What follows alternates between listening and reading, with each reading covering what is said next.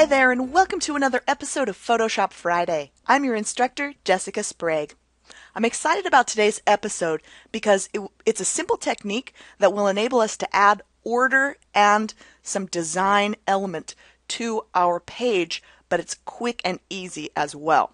It's a great way to be able to kind of organize things as you're putting them across your page. So you can see I've already organized my photos by putting them in a very standard 6 photo block.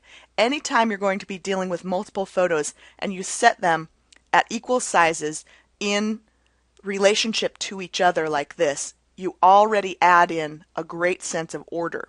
So using this kind of grid format, we're going to extend that a little bit by including this sort of grid element here across up to our title, down through our journaling block, and even including these elements here. We're going to do that with something so simple, but I love the way this looks. So basically we're going to add to our grid by simply drawing and stroking the line. So the way we'll do that is by coming here to our background paper, so all the way at the very bottom of the layer stack now. Go ahead and add in a new layer. Since we're drawing something, we always want to add in a new layer before we do any kind of selection. Let's go ahead and call this grid border, because basically what we're doing here is extending our photo grid.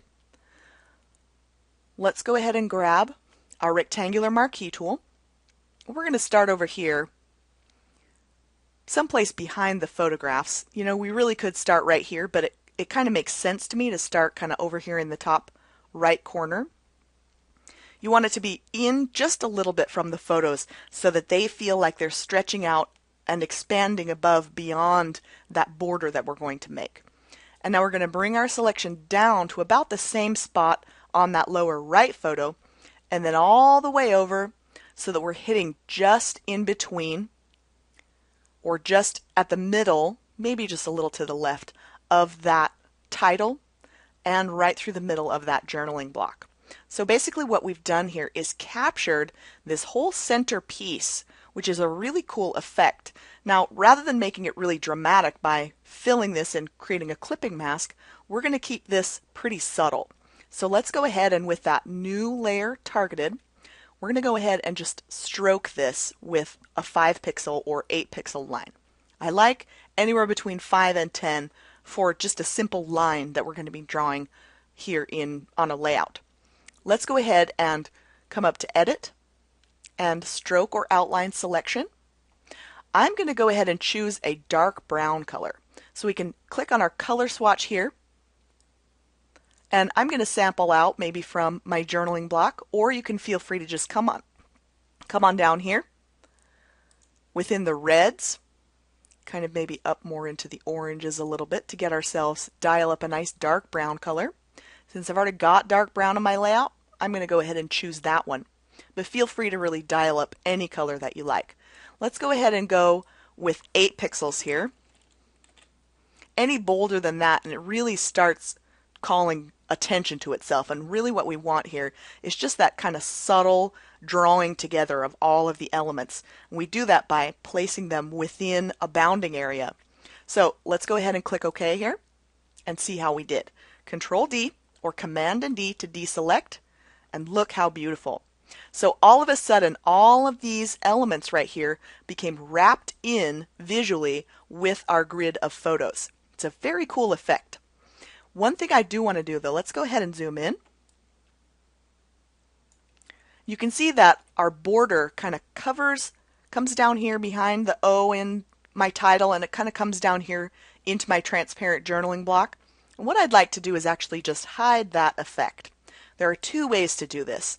In the more recent versions of Photoshop, so that's Photoshop Elements 7 and above, and all the versions of, or 8 and above, and all the versions of the full version of Photoshop, we actually have this layer mask button right down here.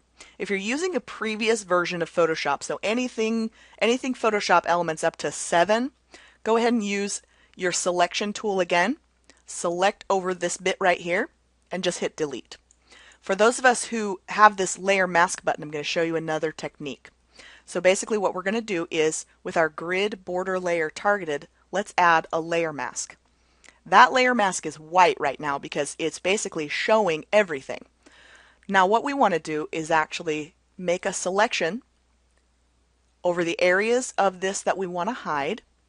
So for me, that comes a little bit above the title to give it that little bit of subtle breathing room, and a little bit below my last embellishment here. And then what we're going to do is, rather than hitting delete, we're going to grab our paint bucket tool, and we want to fill our selection with black.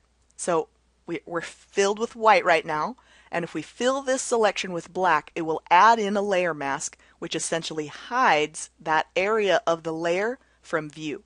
So let's switch our foreground and background colors, or you can just type the letter D and then the letter X, and then we will click down. You can see that that disappears. Control D or Command and D to deselect. Very cool. Now, the cool thing about this is that if you decide you need to change this for any reason, maybe you didn't get high enough here, or maybe you need to change the size of your entire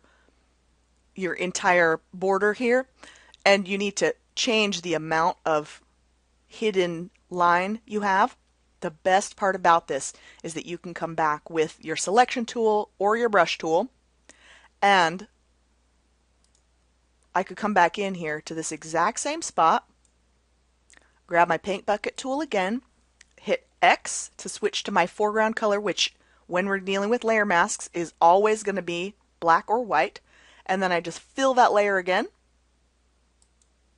and you can see that my line reappears. So basically we can play with non-destructive editing when we're adding in that layer mask. I'm just going to Control Z or Command Z to go back one step so you can see our lovely hidden grid line right here. Now if you wanted to go a little bit further and actually kind of echo these little grid lines here, drawing a grid in Photoshop is one of the best ways to visually instantly organize the items on your layout. So we've just done kind of an echo of a grid here. The next step for us would be to actually grab our line tool. So once we've got the border done, we don't need rectangular selections anymore. What we need are lines that connect the various items in our grid. The easiest way to do that is actually to grab our line tool, which is located here underneath our custom shape tool. So there's the line, and all you're going to need to do is select the same color as you selected for your border and make sure that the weight of your line is going to be exactly the same as the weight of your stroked border. Make sure it draws in on its own layer, and you're good to go for creating an entire grid around which to structure your page. I hope you've enjoyed this episode of Photoshop Friday. I'm Jessica Sprague, and I'll see you soon.